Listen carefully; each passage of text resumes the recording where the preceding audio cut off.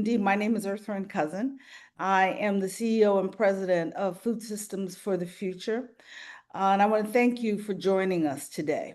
You know, we at Food Systems for the Future believe ending malnutrition will require a resilient and environmentally sustainable market-led food system that provides access to affordable, nutritious food to everyone, everywhere. And we know that while we have a strong social safety net that's supported by food banks and charitable organizations, that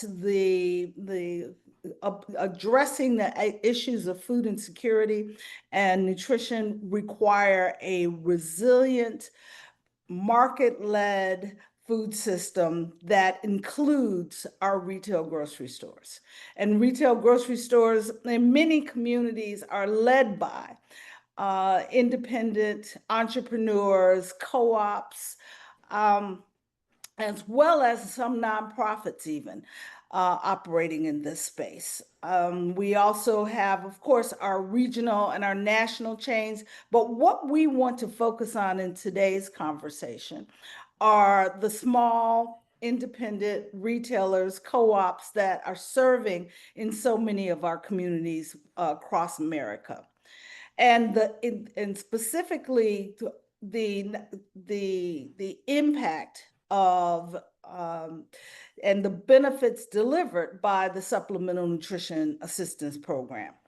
The Supplemental Nutrition Assistance Programs, otherwise known as SNAP, provide not only family health to those beneficiaries who receive SNAP, but also food security brought to an entire communities because of their role in supporting the viability and resilience of operators, particularly those in low income and otherwise underserved communities. So while I will take this opportunity and explore the importance of today's conversation, will illuminate the impact of SNAP provides to not just households receiving the benefits, but to those grocery stores and the communities where they serve.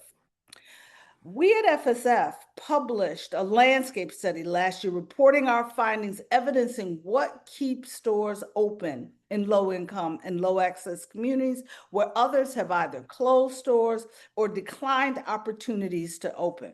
We found that independent, smaller grocers, food co-ops, and other regional operators had some secret sauces that kept them open. There were several items and priorities that were common across all of these stores. And access to and authorization to accept government benefits, both SNAP and WIC, is a big piece of business in the resilience of these stores. And then the Center for American Progress, in a recently published study, found that 27,000 authorized SNAP retailers are at a higher financial risk of closure from the proposed SNAP cuts.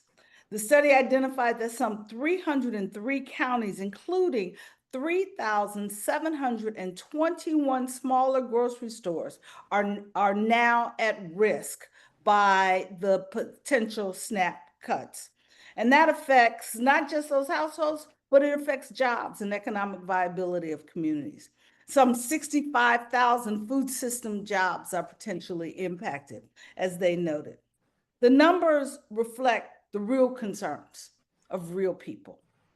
Today, with insights from the National Grocers Association and tales from the front delivered by our retail store representatives, we hope you will leave today's conversation armed with more data to raise the concerns in your communities. We hope you will educate your local community leaders about the importance of financially incentivizing grocery stores. But let's just get right into the conversation. Let's start by introducing our panel. Our panel today, I am not going to read everyone's bio because we have a great panel here today, but my colleagues have included the bios in the chat, and so I hope you will take an opportunity to look at those bios. And while I'm speaking about the chat, if you have questions while we are discussing with the panelists, and I ask that you put your questions into the chat. And we will leave time at the end of this conversation for those questions in the chat, as well as any other questions that you may have. So let's just jump into it.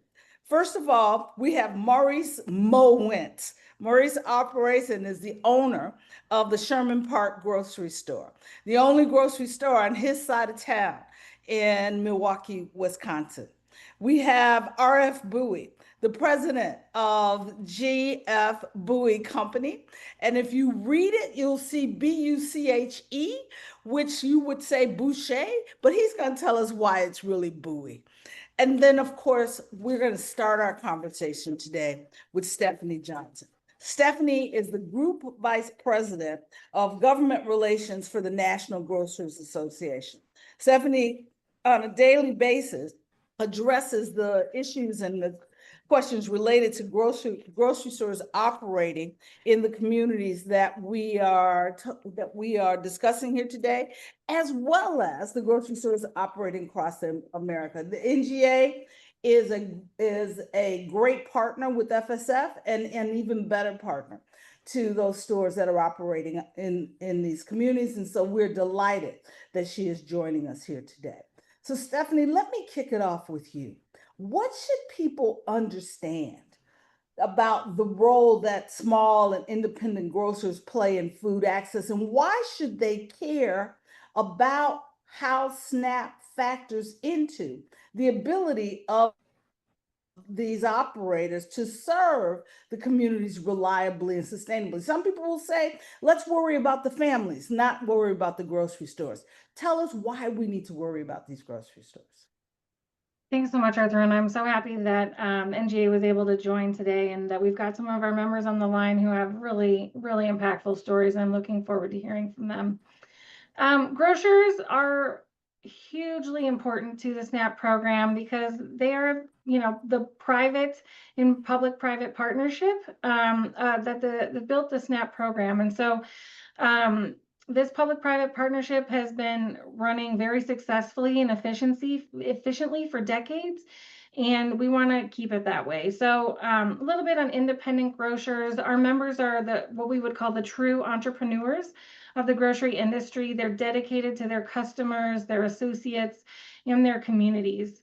Much of our membership is comprised of family-owned and operated small businesses, like you'll hear from RF, where he's been in business in the grocery space for decades and many generations in his family. About half of our members are single store operators, which means that they only have one store. And oftentimes those stores are the only store in that community. Another quarter of our membership has less than 5 stores. So many of our members are, really centralized and really understand the needs of their individual communities.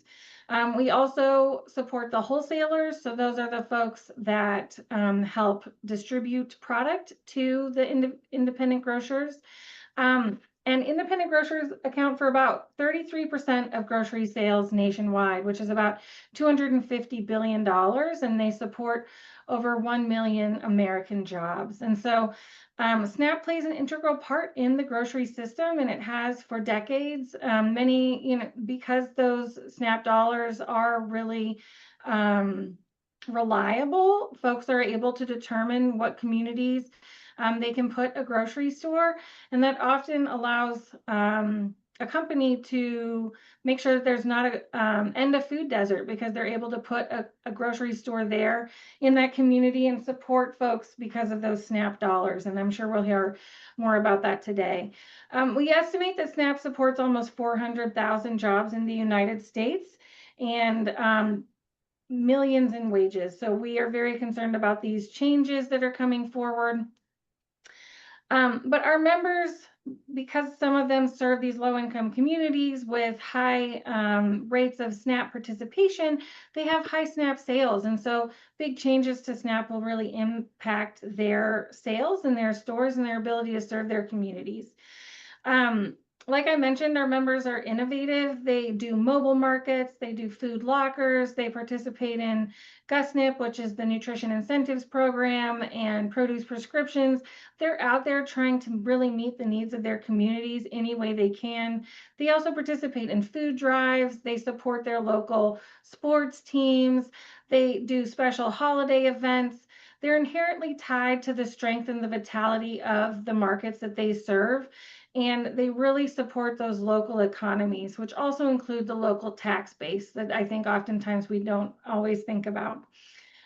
So our members have been in business for sometimes generations, and they really are at the heart of their communities. And so I'm really happy that you had us join today, and I look forward to this conversation moving forward. Well, thank you very much, Stephanie. Before we turn to our panelists, some would argue that the proposed SNAP adjustments, as they are being called, are not cuts, because in fact what they're doing is transferring the potential the additional revenue required to the state level. Why is that a problem?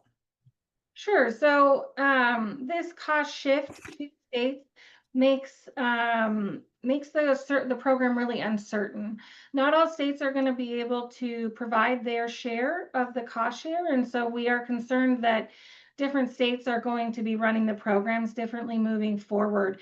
And so this could look like a reduction in SNAP dollars for that state. This could look like that state opting out of SNAP moving forward because they're not able to meet the match. Or this could mean the governor taking more control of the program and changing how it runs. So there's a lot of different implications for that. The other half of the score for this bill are work requirements. And in order to get those savings, essentially you're moving people off of the program. And so folks that are on the program right now that are going to have meet these work requirements moving forward will be moved off of the program, which means that those dollars won't be going to those families. We are hopeful that those people can secure jobs, but for those that aren't, this definitely will be a hardship for them. And also, depending on the size of people or the ability of certain communities to access jobs, this could be a big reduction in sales income for stores. Thanks a lot, Stephanie. We'll come back to you again before we close out. Let's go to you, RF Bowie. Tell the audience what percentage of your revenue comes from SNAP benefits today? We've got stores as high as 60% with just SNAP, and then a lot of other WIC and other programs make up the majority. But that's our highest store, and then we'd go down as low as probably 20 or 25% in a store. All right, let me go back. I'm so anxious to have our audience understand the potential impact that I didn't give you an opportunity to really talk about your stores, where you operate, and the difference you make in the communities where you serve. Sure. So we all of our locations are either on or near Native American reservations. I am a fourth generation grocer. My great grandfather started in 1905. So this year we will turn 120, and it's been 120 years operating in Indian country. My grandpa first started first store and on the Yankton Sioux Reservation. So SNAP and food stamps have always been a part of our business. We love doing business in Native American communities, but of course these cuts are fairly scary for our customers and for our team. Mm-hmm. why is why are the cuts scary for your team? Well, of course, less sales means the need for less labor.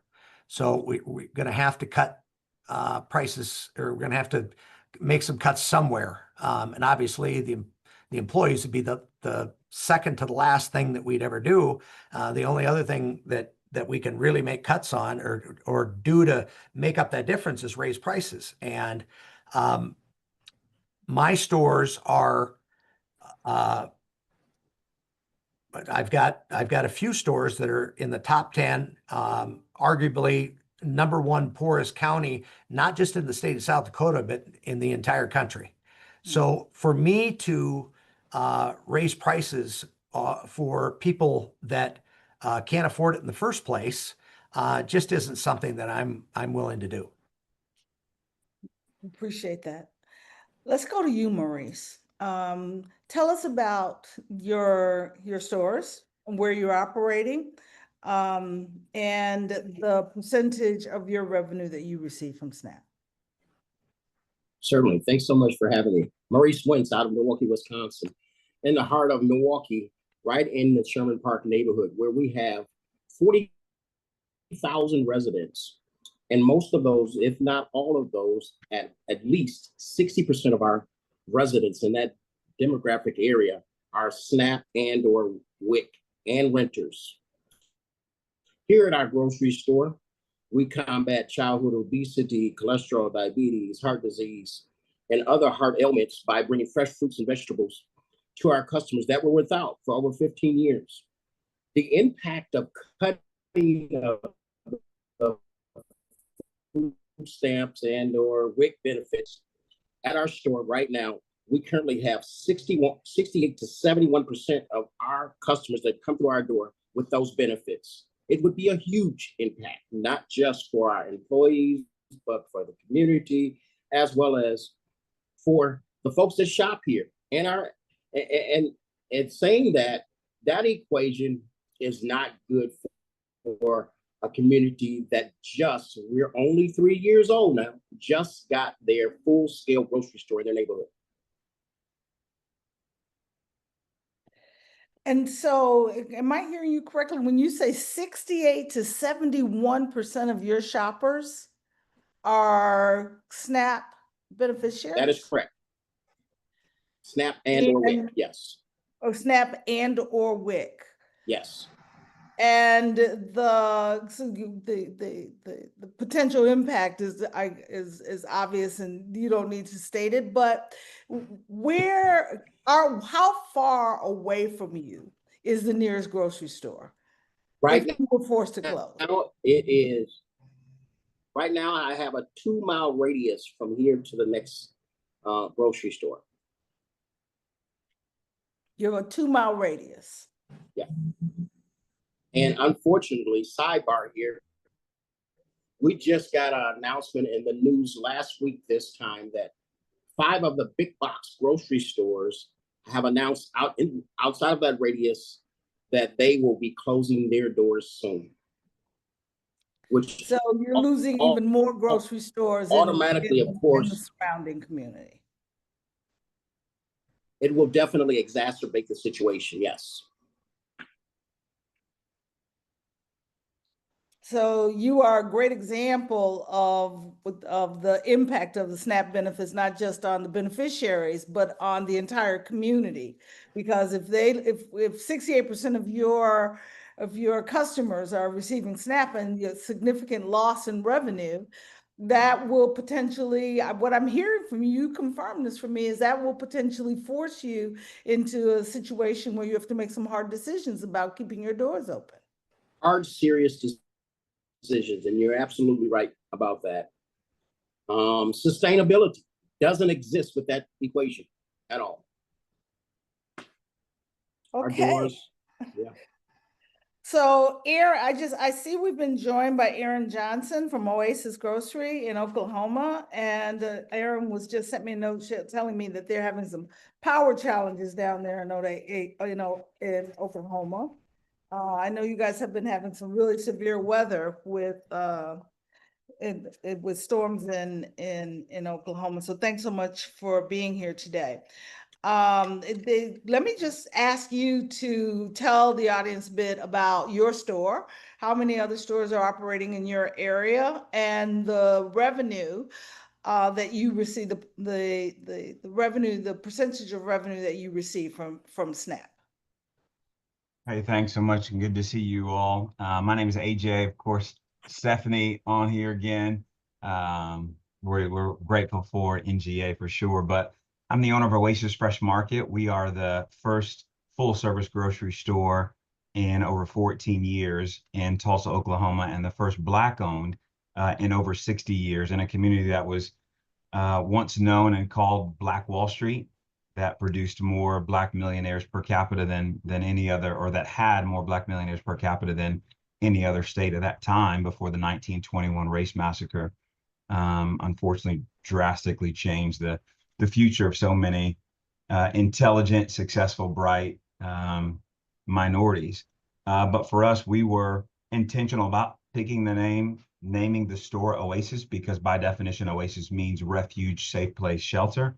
And we have a saying, we want people to be seen, safe, and heard. And so, obviously there's a lot of talk about SNAP reductions, and cutting SNAP doesn't just hurt food access. It hurts the ecosystem for potential jobs.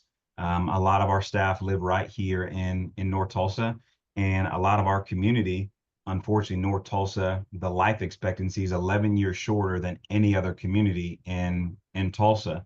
And so, said differently, if you're born in North Tulsa and you have a baby and you live in a different part of town outside of North Tulsa, you're expected to die 11 years sooner than any other community in Tulsa. And so food deserts aren't just about food. It's about public health deserts, educational deserts, public safety desert, but it's also a hope desert. And so, seeing SNAP have the potential to be cut, it threatens it doesn't just threaten one aspect, but unfortunately, it could negatively impact a lot of different things that we've all spoken about already. And so, we just know at the end of the day, we're called to be a city on a hill. We know that whether it's boys and girls or senior citizens, they don't have many other options in North Tulsa. There's $10 Generals, as we know Dollar Generals are rampant across the country in both urban and rural, and putting a lot of businesses out. And so for us, without being a $36 billion company like Dollar General, like my other partners on the line have spoken about, it could potentially really hurt us. And so, but we have to remain hopeful. That doesn't mean that we just close our doors. We're going to continue to fight and provide opportunity to do things, to be a refuge, safe place, shelter, to serve people and bring fresh and healthy access. And on behalf of our audience, let me say to all of you, thank you for the commitments that you make. Because we often talk about opening stores. What you're building are resilient facilities and stores to communities that would otherwise go unserved. RF, let me go back to you for a second. In the rural and tribal communities where you serve, where most would argue, and I think you can confirm, that the grocery stores are limited. How does SNAP shape the shopping patterns? If we are talking about what we want as a diverse basket that supports the nutrition of the consumers in the community at large. Sure. So, in my opinion, in order to get a good understanding of how that shapes, you've got to know that our customers, nearest grocery store is 45 miles away. Nearest big box is probably 60 miles away. And then even though there is not real good data on our reservations, We've got some reservations or some areas that 80 to 90% of the people don't have cars. We've got places where we've got 40 to 80% unemployment rates. We've got close to 1 in 3 food insecurity in some of our spots, 4 or 5 times the national average of diabetes rate, 5 times, which is the saddest, the 5 times infant mortality rate here. So that factors into how we have to go to business and go to market. So in South Dakota, our SNAP benefits are only released once a month. Makes it very difficult for a store our size to, one, have the capacity to handle that 1 day a month that the customers come in. And I used to be a big proponent of trying to get it multiple days, but if the customer can only afford to come in once a month, then we have to look at that. But so they've got to travel a long ways. They don't have not a lot have anything but a basic refrigerator, so not a lot of storage to be able to store the SNAP payment up for a while. So those are things that we use to go to market as far as our customers go. For our team, staffing for once a month, getting prepared, and the day of or the next 3 days or so, it's very difficult to staff that way because, at the end of the day, my team, they need 40 hours, and it's hard to. Yes, I can get you 40 hours, maybe 2 weeks of the month, but it's a lot more challenging. And so that would definitely hurt a lot.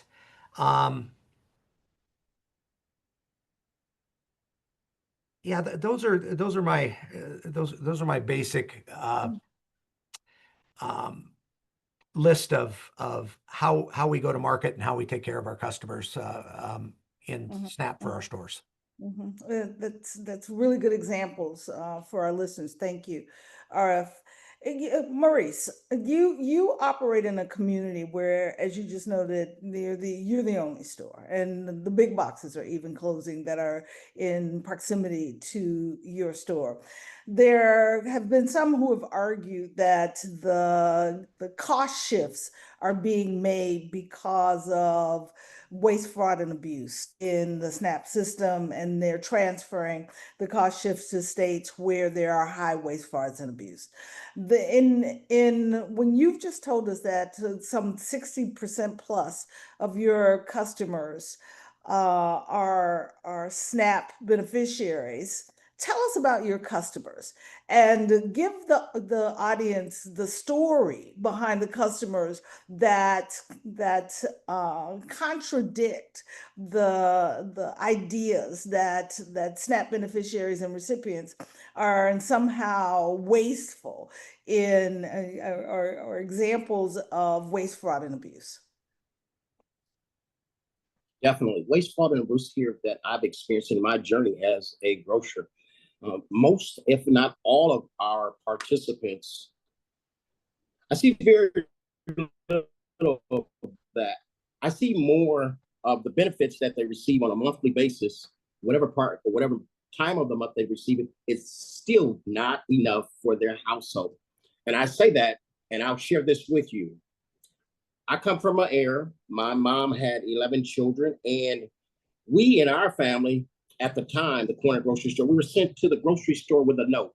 And that note would say, or we would give it to the cashier or the owner of the store and say, my mama told me to give you this. Because now I know and understand better now, it's not enough. It wasn't enough then for us, and it's not enough for the folks that receive those SNAP benefits.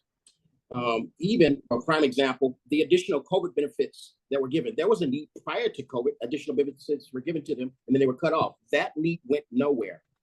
Most of my participants and my customers find themselves between a rock and a hard place and not having enough to provide fresh fruits and vegetables and making sure that their children go to school with healthy meals. So that's my experience and my journey. I have had very little participants and or customers with a fraudulent behavior. It's more so, can you help us when our stamps have ran out? Mm-hmm. Mm-hmm. And when someone walks into your store with that note, how do you respond, Murray? Don't tell my wife or my banker. I try to address it. And the economic system or the eco-economic system that has been created here is not just a grocery store, but we have become a part of the community in which we serve. In every household, we try to make sure that they know that we're here for them and we're part of the very fabric of their families. They can depend on us as we try to bring fresh fruits and vegetables and affordable groceries to the neighborhood. Mm-hmm. Thank you, Maurice. You, like the other members of this panel and so many that we've met performing this work across the country, are heroes in every community where you serve.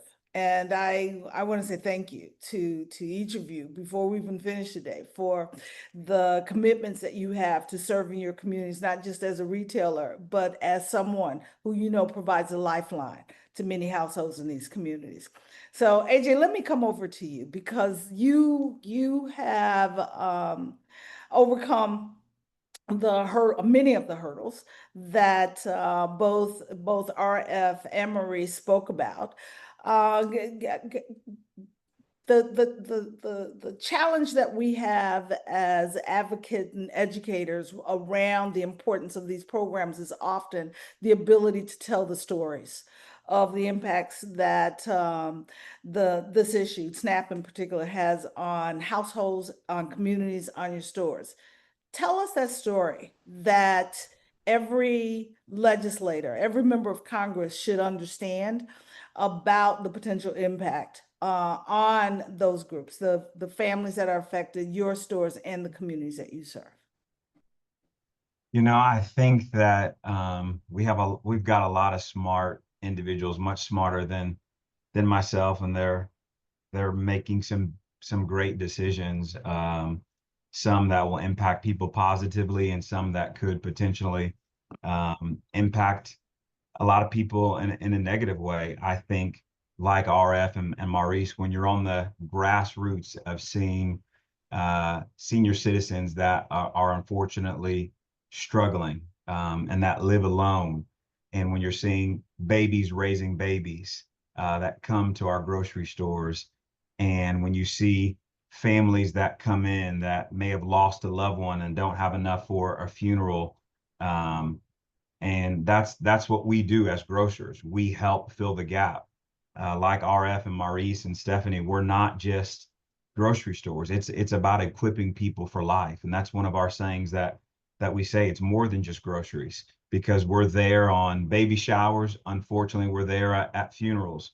We're there when I've got a customer who's getting ready to lose her daughter, and her daughter has 4 kids, and all the babies are young, and she's dying of cancer, and she's a young lady, and her mom is older, and so she doesn't know how to navigate the SNAP and the WIC, because she was fortunate enough to not be an individual that needed that, but yet her daughter was one, and so now she's trying to learn all of these while battling losing her daughter. What do you say in that? And then they see the new individuals see the news, and they ask, well, what does this mean for me? And so we become the counselors, the educators, the grocers, and like Maurice, when you have an individuals that maybe their food stamps have run out or their WIC benefits and they have a few days, if we can help those individuals, we absolutely do it. Does that maybe take some of the gross margin away from us as grocers? Absolutely. But our job in the end, it's about serving people. And so I would encourage anyone, whether you are a part of making these decisions, to visit your local grocery stores, to be on the front lines, even if it's 30 minutes, because the perspective would shift. We've all heard, you know, a bottle of water in the grocery store may cost $2. A bottle of water at a convenience store may cost $4. A bottle of water in the airplane may cost $7. It's all about perspective and location. And so I think for communities that are maybe more affluent, that the grocery stores aren't as dependent on SNAP dollars. You know, your big box grocery stores, they've got millions and billions of dollars. But for RF and Maurice and myself at Oasis, it's about local partnership. It's about local community, and the success of the grocery store doesn't just depend on us as owners.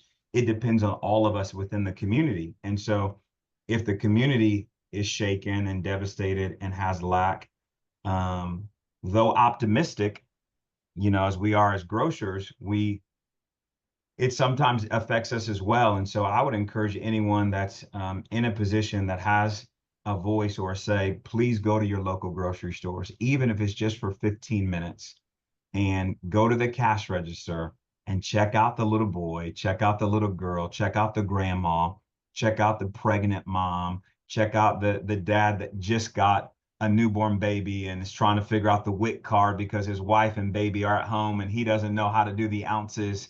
And that's what we do. We fill in the gap and we help serve our customers. And so I believe that if someone that's on the front lines, a part of making these decisions, was able to spend 15 minutes in a local grocery store, the perspective might shift. The perspective would go, oh man, and you times that by X number of customers each day and X number of transactions that take place and X number of people within that community, and X number or the lack thereof of grocery stores or fresh and healthy access within underserved and rural communities, the perspective changes. And so a lot of great decisions are happening. You know, but for us as local grocers, we would love to welcome anyone on the front lines to see on a grassroots level. So we invite our viewers, our listeners to visit your local independent grocery stores, your small retailers serving in these communities. If you don't have one of your communities, drive to a neighborhood where they're the only one serving. Stand in the parking lot, stand at the register, see the challenges that they're facing and the opportunities that they're providing, both for their customers who use SNAP benefits and those who don't. Let me ask each one of you a question. The cost sharing shift, or the cost shift that has been projected between up to about 15% in some states. How would a 15% SNAP cut affect how you operate your stores today? First with you, RF. And before I answer that, if I could just go back, I'd never met Maurice or AJ in my life. But I think we're all talking the same language. I learned a lesson as a 7-year-old boy, but I think all of us feel the same way. It is our moral obligation to make sure that nobody goes hungry. And it just is something in us to do that. So I just wanted to tell those guys that I appreciate it, and I can hear the same passion that I have, that I believe I'm doing what I was born to do in their voices as well. But to your question about how a 15% cut in SNAP would affect our business, we would have to cut hours for our team members. Right now, we've got a nonprofit, which is teambuoycares.org, that we shuffle money into to help those gap times. The customers can go online and they can fill those things out. What we would be able to contribute to Team Bowie Cares would change.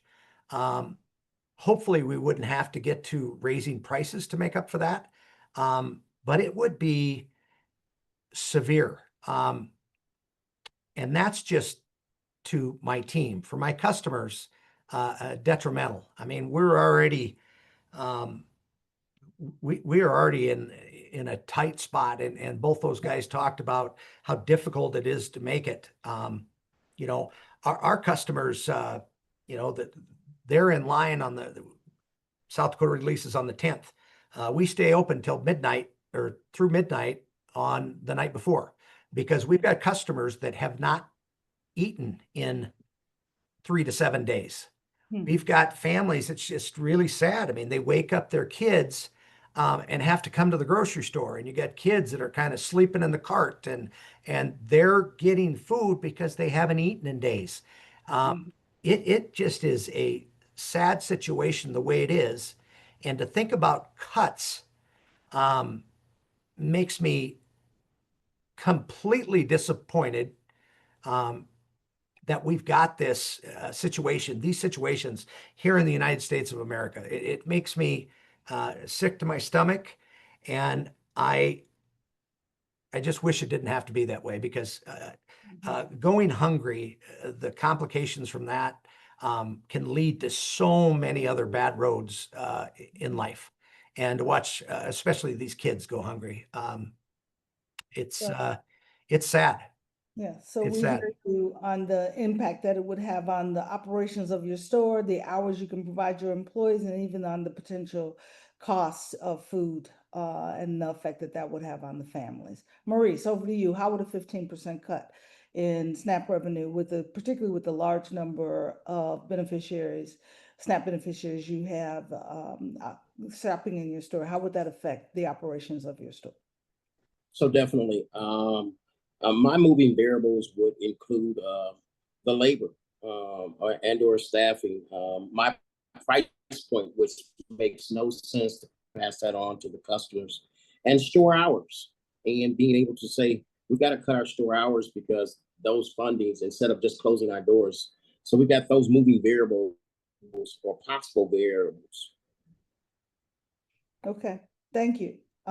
So shorter hours, so making food even less accessible to the community because your doors are closed at hours, well, potentially when customers need to shop. AJ, over to you. Versus How would laying off staff, yeah. as well as as opposed to laying off staff? Sure. AJ, over to you. How would a 15% cut affect your store operations? I think that in asking that, how would 15% affect any person? You know, not just a business. How would a 15% cut affect really successful businesses? How would it affect a family?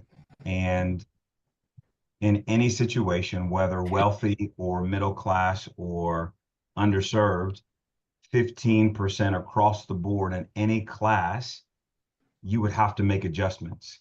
Do we know what those adjustments would be right now? No, not in its totality, but we would have to look and make adjustments across the board, because a 15% cut to a family or a business drastically changes and could potentially negatively impact the decisions are made and affect how decisions are made. And so it would definitely require us to relook at things, and we would have to reposition ourselves to, one, be the best that we could do for our customer, and then two, do what we can for our staff. And like our partners have said, we don't want to pass those costs on to the customers, because especially in underserved and rural communities, everyone's doing the best that they can. And so we would have to look at a myriad of things and make a decision, whether rich or middle class or underserved. How would a 15% affect any level? It would drastically impact a family, a business, a community. And so we would have to make those decisions together. Well, I want to appreciate the responses from each of you, that none of you said you would close your stores. And so that to our audience should be very, very heartwarming, that you are looking at how do you make the sacrifices that are necessary short of cutting your stores and raising your prices. But I think our audience should be aware, some of you may be aware, that the higher prices cause forced one of the operators that was part of the FSF's landscape daily table to close all their stores because they made the decision, as many of you are making today, that they could not pass along higher prices to their consumer, higher costs to their consumers because of who they serve, who he was serving. And unfortunately, those higher costs of operation, those costs of operations could not absorb the lower revenue that came from not raising prices, and he was forced to close. And so I appreciate the commitment that each of you have to serving your communities, regardless, in spite of what may be up to 15% cuts. But I also think our audience should be aware that there are significant challenges that you face in continuing your operations, because as we all know, retailers operate with very slim margins, even in the best of times. And so in a challenging time like this, the decisions that you were making from how do you operate your labor, to the store hours, to the cost, the prices to your consumer, all of those are tough decisions that affect not just those beneficiaries, but your entire communities. And I think our audience hears your struggle and your commitment to making the right decisions. Let me go to the audience while we have a bit of time left. And we do have one question that's already been posted, and I invite others to please post your question or raise your hand, and we will come to you for your questions. Let's start with Mr. Bowie. Thank you so much. The question says, thank you so much for your ongoing operation of stores in most rural areas. Can you talk a bit more about working with Extension to implement new programs, as well as the importance of SNAP Ed?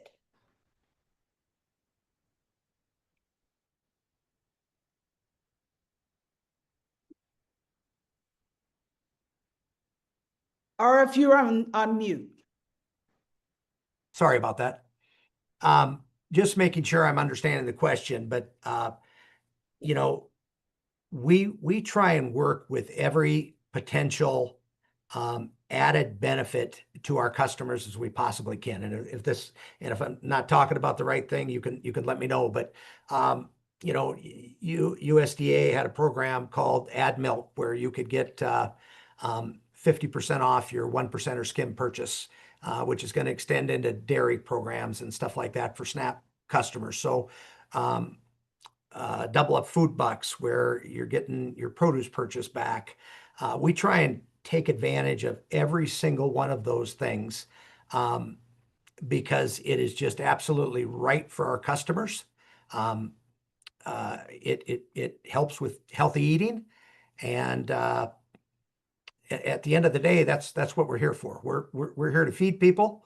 We're here to feed them as healthy as we possibly can, and to try and get their benefits to last, which they don't. But some little things like that make a lot of difference, and I hope that was the answer you were looking for.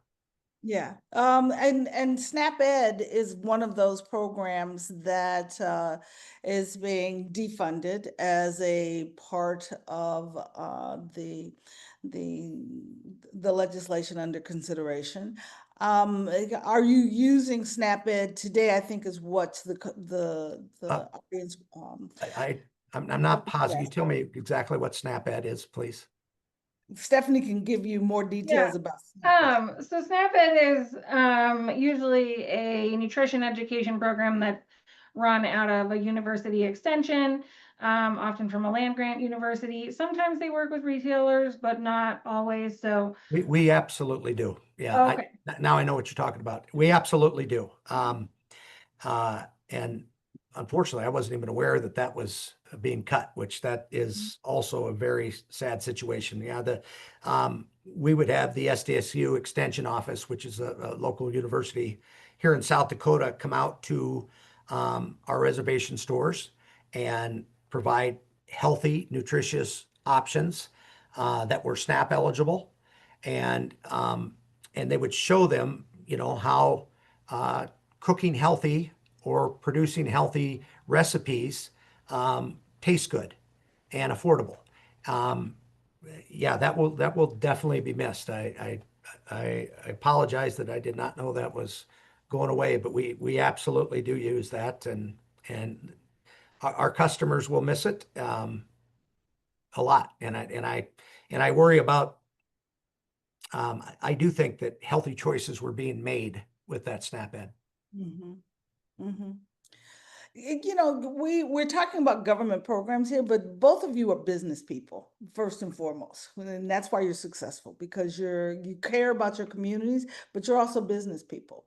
And so each of you have been quite creative in increasing revenue through your doors. And so I think it's important that people hear what you've been doing, what you're doing. RFU spoke a bit about this with your nonprofit dollars that are available to consumers to support their diversity of baskets and what Maurice and both AJ spoke about of not having enough, the many households not having enough. But you've both identified some additional revenue raising opportunities and basket increasing opportunities in your stores. And so I think it's important that people hear how an entrepreneur keeps their doors open in an area that is where they're the only operator. Maurice, can you give us some of the examples you and I have talked about in the past of the things that you're doing, working with local churches and others to have enough revenue, to have enough money to support those who come to your stores, as well as to help keep the doors open? Certainly. We've got two main components in which, by the way, we do participate in SNAP Ed with Feeding America, and those dollars also assist our Boys and Girls Club with fresh fruits and vegetable coupons for parents with those children. But to answer your question, there are two things that we do right here. It's Feed My Sheep, a nonprofit arm of the grocery store. As growing up, I think I shared with you, getting to the cash register with mom, and she would look at the cashier and say, "How much now?" And she would give her the amount. And at this point, whether you experienced it or I experienced it when I was little, but we've experienced it at some point in our lives in a grocery store. And that individual begins to take items out of their grocery cart. Well, Feed My Sheep arm of the grocery store has gift cards that go directly to our customers once who either cash register, myself, and or employee identifies that this person is currently removing items. Everybody eats. That's street language, but everybody eats, right? So this gift card is earmarked for, number one, the spirit of generosity, and number two, practicing good stewardship over the funds that come in. 50% of that gift card goes directly to fresh fruits and vegetables. The additional 50% of that gift card has to go through to staple items: bread, milk, cheese, eggs. And that's one of the ways in which we've created to continue to assist folks as entrepreneurs. Also, we have a shared kitchen directly next door. We've got 26 culinary artists, and those products, not just from next door, they've scaled their businesses. So 11 of their companies' products are on our grocery store shelves. Guess what happens? When their customers come in our door, they currently purchase their items, and they might be bakers and caterers, but whatever product they come in our grocery store for, there's add-ons or there's additional items added to that grocery cart. In addition to that, we've made our shelving space available for local food artists to bring their products inside of our grocery store. So this economic ecosystem that we've created is we're going and growing together. Terrific. I think we may just jump back into our questions again. We have a couple questions. I want to try to take as many of them as we can. We have one here that asks, how have creative partnerships or community relationships been developed or are developing despite the challenges with SNAP to boost sales and food access? Arf, if you want to answer that. Yeah, I sure can. We are very involved in our communities. We know our customers super well.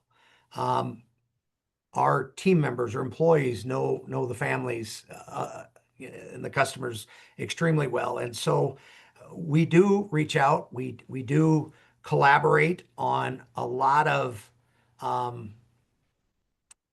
help that each district or community that they need in those low income areas or the reservations. We are constantly reaching out to the tribes, or reaching out to the tribal executives or communities to try and, hey, how can we help today? And we're doing a lot of that through our nonprofit, but the groceries still have to come from somewhere, because that's ultimately what we're trying to do. I mean, our nonprofit does more than groceries. You know, we help cancer patients and ball teams, and sorry, not ball teams, but cancer patients, or wood for somebody's fire, etc. We could go on and on, scholarships, but at the end of the day, that basic need is food, and that's what we're here to do. Is to, like I said, I just am a firm believer it's our moral obligation to make sure no one goes hungry, and we absolutely try and collaborate as much as we want with, or much as we can with our partners throughout the communities. Well, that's a really great way to wrap up the panel part of this. Let me just say, we've heard a lot today about not just the impacts, but the opportunities that you're taking to continue to serve these communities. I apologize to those whose questions we have not had an opportunity to get to, but I think as we end this conversation, you've provided some illumination on both the issues as well as the opportunities that face us. And it's a challenge, but we must educate our local community leaders about the importance of grocery stores in your communities, and not just incentivizing the opening of new stores, but maintaining the resilience of those stores. Stephanie, as the representative from the National Grocers Association, the last word goes to you, to both our audience as well as to where do we go from here to ensure that we don't create more food deserts, and in fact, we support the access to affordable, nutritious food in every community. So no pressure for the closing word on this really impressive webinar that we just had of all these really passionate and brilliant entrepreneurs. I think, you know, when these cuts first came to us in February, when we realized this was coming, we brought this to our board immediately, and the first thing that they came up with was no American should go hungry. And I think that is the true through line between all grocers, that they really do want to feed folks, and they know that food is the most important basic necessity to health and for thriving and just for existing. And so I think, you know, our entire community is really behind this value, and we'll continue to push for you know, making sure that we can feed folks moving forward. I'm really encouraged by the innovation and resilience I'm hearing on this phone call. We are going to continue fighting on all sorts of fronts on the policy side, but I think the resilience and the innovation is really has helped us survive for a long time. And I think it's going to get us through this again. but it's not going to be easy. So I hope that we can all continue to work together to really, raise these voices and also educate folks and share where we need help. I think that's really helpful to me when a grocer comes and tells me what's going on.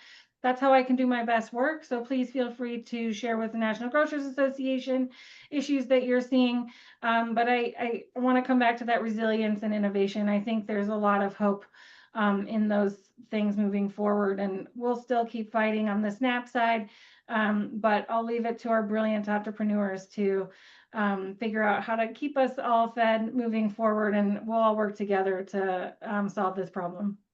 Thank you very much, Stephanie. And let me close out by saying, I think we all agree no American should go hungry. And we have the social safety net programs to provide food access through food pantries and other facilities, but every should have the ability to walk into a grocery store and have the ability to make the choices that she wants for her children to provide nutritious diets and nutritious food that will ensure healthy families in every community across America. Thank you to the grocery resellers who make that goal a reality. And thank you all for participating with us here today.